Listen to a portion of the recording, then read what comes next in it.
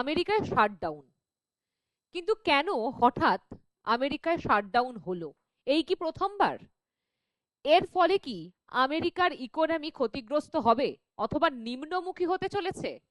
এই শাটডাউন বিষয়টি কি? কেন হয় শাটডাউন? এই সমস্ত বিষয় নিয়ে কথা বলবো এবং ভারতবর্ষের কি কিছু ক্ষতি হতে পারে অর্থনৈতিক দিক থেকে, সব ব্যাপারটা নিয়ে আলোচনা করব। হ্যালো এভরিওয়ান, বৈঠক ইনস্টিটিউশনের অফিসিয়াল ইউটিউব চ্যানেলে আপনাদের প্রত্যেককে স্বাগত জানাই। আমরা একটা খুব গুরুত্বপূর্ণ বিষয় দেখি এখানে। দেওয়া আছে, দেখতে পাচ্ছেন আপনারা যে এই নিউজ কাটিংটা আছে। 20 লাখেরও বেশি সরকারি কর্মচারী কিন্তু স্যালারি বা বেতন পাবে না, তাদেরকে ছুটিতে পাঠিয়ে দেওয়া হতে পারে। কেন? হঠাৎ কি কারণে? আপনারা জানবেন এখন মার্কিন যুক্তরাষ্ট্রে শাসক দল রিপাবলিকানরা, মানে ডোনাল্ড ট্রাম্পের যে দল, সেই দল এখন আছেন যুক্তরাষ্ট্রে শাসক দল হিসাবে। এবার প্রশাসনিক নিয়মাবলী অনুযায়ী প্রত্যেক দেশেরই প্রত্যেক বছর একটা বাজেট পেশ করা হয়, যেটা ভারতবর্ষেও হয়। যেরকম ফেব্রুয়ারির ফার্স্ট উইকের দিকে সেটা পেশ করা হয়, তারপর এপ্রিলের প্রথম সপ্তাহ বা দ্বিতীয় সপ্তাহের মধ্যে সেটা পাশ হয়ে লাগু হয়ে যায়, মানে সেটা কার্যকরী হয়ে যায়। তো এই নিয়মেই প্রত্যেকটা দেশ প্রায় চলে, আর তেমন ভাবেই আমেরিকাতেও তাই হয়েছিল।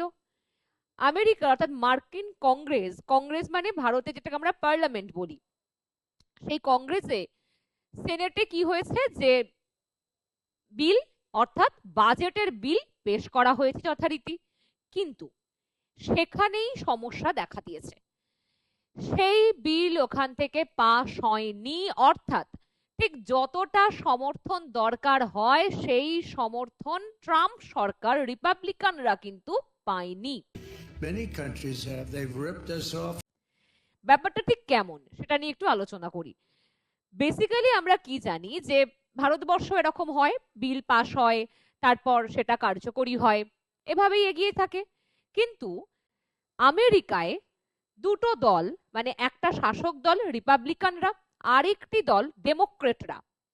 এবার এই যে বাকি তাদের সাথে আরো যুক্ত আছে নানান দলের, যেগুলো আর কি ট্রাম্পের সরকার নয়, ট্রাম্পের দল নয়। এবার আমেরিকায় এই বাজেট পাস না হওয়ার কারণে সরকারি তহবিল বা কোষাগারে কিন্তু এখন তালা ঝুলছে। তার ফলে কি হবে?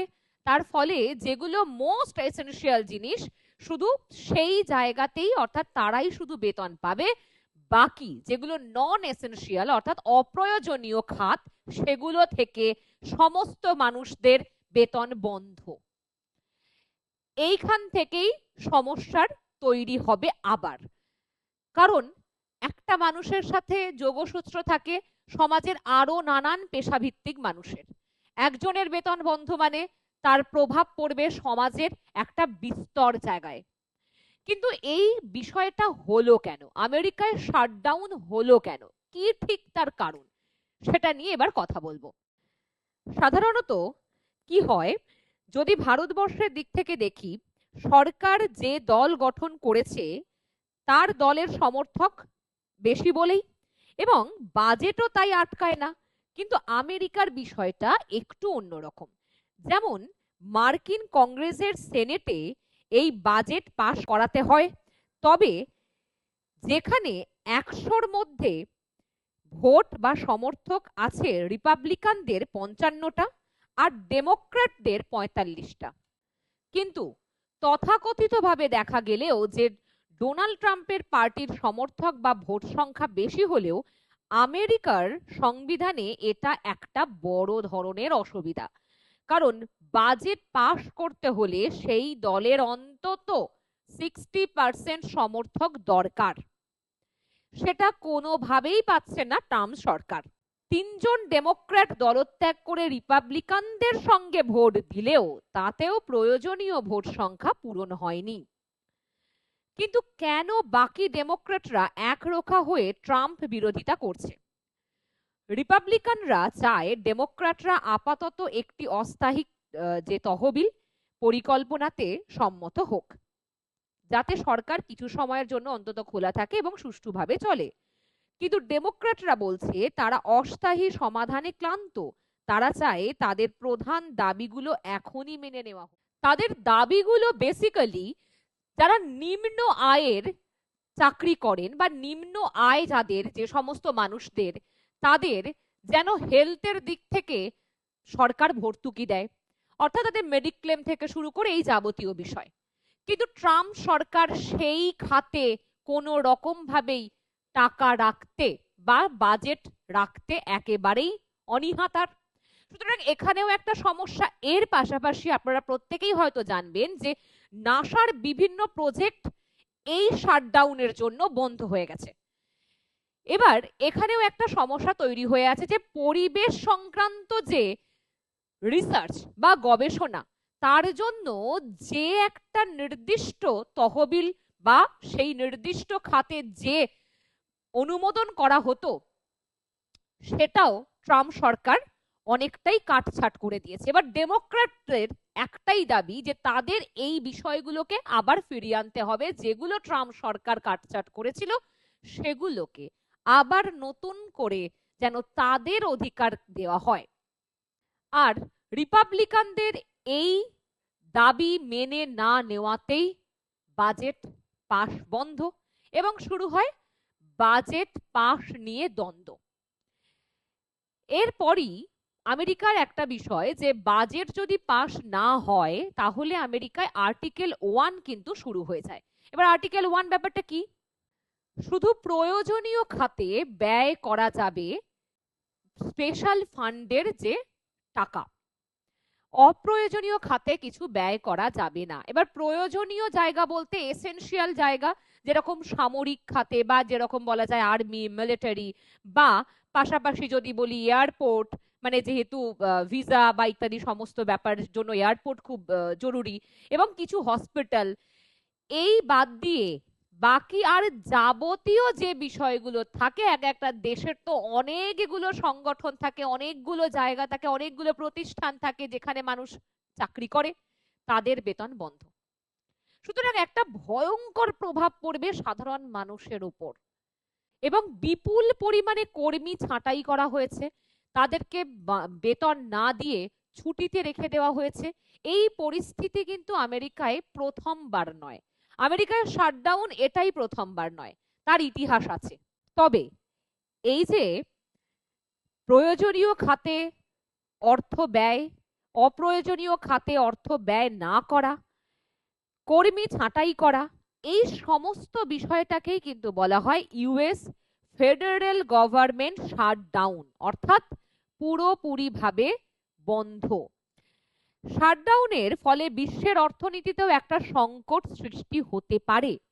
এমনিতেই একদিকে আমেরিকার শুল্ক নীতির ধাক্কা তো আছেই, ভারতীয় পণ্যের উপর 50% শুল্ক আরোপ করা, রাশিয়া থেকে তেল আমদানি নিয়ে জটিলতার পাশাপাশি H1B ভিসা, যেখানে একটি ভারতীয়কে আমেরিকায় কাজের সূত্রে যেতে হলে প্রায় 90 লক্ষ টাকা ব্যয় করতে হবে। তবে এই সমস্ত বিষয়গুলো নিয়ে আমি অন্য ভিডিওতে আলোচনা করেছি, আপনারা সেখানে একটু দেখে নেবেন। তারপর শাটডাউন এই যে প্রথম নয়, আমি বলছিলাম তার আগে 2018 থেকে 19 সালে ডোনাল্ড ট্রাম্প যখন প্রথমবার এসেছিলেন তখনও প্রায় টানা 35 দিনের শাটডাউন দেখেছে কিন্তু আমেরিকাবাসী। তারও আগে 1995 থেকে 96 সালে 21 দিনের জন্য শাটডাউন হয়েছিল। তারপরে আবার যে 2013 সালে বারাক ওবামার সময়ও কিন্তু 16 দিনের মতো শাটডাউন হয়েছিল। কিন্তু প্রসঙ্গ হচ্ছে যে আমেরিকার সাধারণ মানুষের অবস্থা ঠিক এখন কেমন। এই শাটডাউনের ফলে প্রায় 20 লক্ষের কাছাকাছি মানুষের চাকরি কিন্তু চলে যেতে পারে। অনেক মানুষের, যেরকম 8 লক্ষের কাছাকাছি মানুষ কিন্তু এখন বেতন পাচ্ছেন না। আসলে বিষয়টা হচ্ছে যে নন এসেনশিয়াল যে জায়গাগুলি, সেখানেই প্রায় 18 লক্ষের মতো মানুষ চাকরি করেন আমেরিকায়, তারা সেই কর্মের সাথে যুক্ত, তাদের বেতন বন্ধ। এবার তাদের বেতন বন্ধ মানে তারা যদি কোনো বাড়িতে ভাড়া থাকে সেই ভাড়া তারা দিতে পারবে না, তারা যেখান থেকে দৈনন্দিন জীবন অতিবাহিত করে সেখানেও টান পড়বে। সুতরাং সমাজের একের সাথে একজন তো চারিদিক থেকে যুক্ত, সব দিকেই একটা অনটন তৈরি হবে। এই কারণটাতেই আমাদের ভারতবর্ষ ঠিক কোন জায়গায় থাকবে। আসলে আমরা দেখছি যে বেশ কিছুদিন ধরে শাটডাউন চলছে এবং দেখা যাচ্ছে যে শাটডাউন উঠতে পারে কি উঠতে পারে না, ডেমোক্রেটদের সাথে তাদের একটা রিপাবলিকানদের একটা একটা গভীর দ্বন্দ্ব তৈরি হয়েছে। এই সমস্ত জায়গা থেকে ভারতীয়রাও কিন্তু কিছুটা হলেও প্রভাব এর পড়বে ভারতবর্ষে। যেমন কেমন, সেটা হচ্ছে ধরুন ভারতের অনেক মানুষই আমেরিকায় চাকরি সূত্রে আছেন এবং তাদের বেতনের একটা অংশ তারা ভারতবর্ষে পাঠান। ভারতবর্ষে তার যে পরিবার তার দ্বারা সেটা অতিবাহিত হয়। এইটা একটা যেমন বড় বিষয়, তেমনি ওই যে ভারতবর্ষকে নানা দিক থেকে আষ্টে পৃষ্ঠে একটা বেঁধে ফেলার পরিকল্পনা আমেরিকা তো করেই ছিল। ভারতবর্ষ থেকে অনেক কিছুই রপ্তানি হয় আমেরিকায়, সুতরাং সেখানেও একটা সমস্যা। আর এমনিতে তো শুল্ক যুদ্ধ চলছেই এখনো। কিন্তু আসলে বিষয়টা একটু অন্যরকম। ভারতবর্ষ এখন অনেকটা স্টেবল অবস্থায় আছে অর্থনৈতিক দিক থেকে। কেন্দ্রীয় অর্থমন্ত্রী নির্মলা সীতারামন সম্প্রতি কৌটিল্য ইকোনমিক কনক্লেভে বলেছেন, ভারতের অর্থনীতি বর্তমানে একটা স্থিতিস্থাপক অবস্থায় রয়েছে, যে কোনো ধাক্কা সামলে নিতে পারে এই ভারতবর্ষের অর্থনীতি। সুতরাং যদি আমরা একটু ভালো করে বিষয়টাকে বুঝি, আমেরিকার শাটডাউনের প্রচুর বড় প্রভাব কিন্তু ভারতবর্ষে পড়বে না। কিন্তু হ্যাঁ, অবশ্যই একটা খুব সত্য কথা যে ডলার, অর্থাৎ ডলারের একটা গুরুত্ব তো সকলেই আমরা জানি আছে। এতদিন ধরে তার যে যে মূল্য, সেটা কোনো কারেন্সি ছুঁতে পারেনি। এবার প্রসঙ্গ যে সমগ্র বিশ্বের অর্থনীতিতে যতখানি প্রভাব পড়ছে, ভারতবর্ষে কি ততটা পড়ছে? অবশ্যই কিছুটা পড়ছে, কিন্তু অতিরিক্ত প্রভাব থেকে ভারতবর্ষ নিজেকে দূরে রাখতে পেরেছে। ভারতবর্ষের যে কূটনৈতিক চিন্তাধারা, রাজনৈতিক চেতনা, দেশকে আত্মনির্ভর করার যে হুঁশিয়ারি, দেশকে আত্মনির্ভর করার যে ডাক ভারতবাসীর প্রতি প্রধানমন্ত্রীর, এই সমস্ত বিষয়টাই কিন্তু অনেকটা আমাদের স্পষ্ট করে দেয় যে ভারতের অর্থনীতির উপর আমেরিকার শাটডাউন ভীষণ পরিমাণে ক্ষতি কিছু করতে পারবে না। সুতরাং আশা করি প্রত্যেকে এতটুকু বুঝে গেছেন যে শাটডাউন বিষয়টি কি, এবং শাটডাউন আমেরিকায় প্রথমবার হয়নি এবং তার দ্বারা ভারতবর্ষ খুব একটা ক্ষতিগ্রস্ত একেবারেই নয়, এবং ভারতবর্ষ আত্মনির্ভর ভারতবর্ষ হওয়ার ডাক দিয়েছে। এই নিয়ে আমি অলরেডি ভিডিও করেছি আপনাদের জন্য। আপাতত এইটুকুই। আপনাদের কোনো বক্তব্য থাকলে আমাকে অবশ্যই কমেন্ট বক্সে লিখে জানাবেন, এবং আপনারা কি ভাবছেন এই শাটডাউন নিয়ে। আমাদের দেশের উপর অর্থাৎ ভারতবর্ষের উপর তার প্রভাব কি হতে পারে, বা এই যে শাটডাউন, এটা কি আমেরিকার অন্য কোনো পরিকল্পনা? এই সমস্ত বিষয়টা কিন্তু আমাকে কমেন্ট বক্সে লিখে জানাবেন। ভালো থাকবেন সকলে, দেখা হবে আবার অন্য কোনো ভিডিওতে।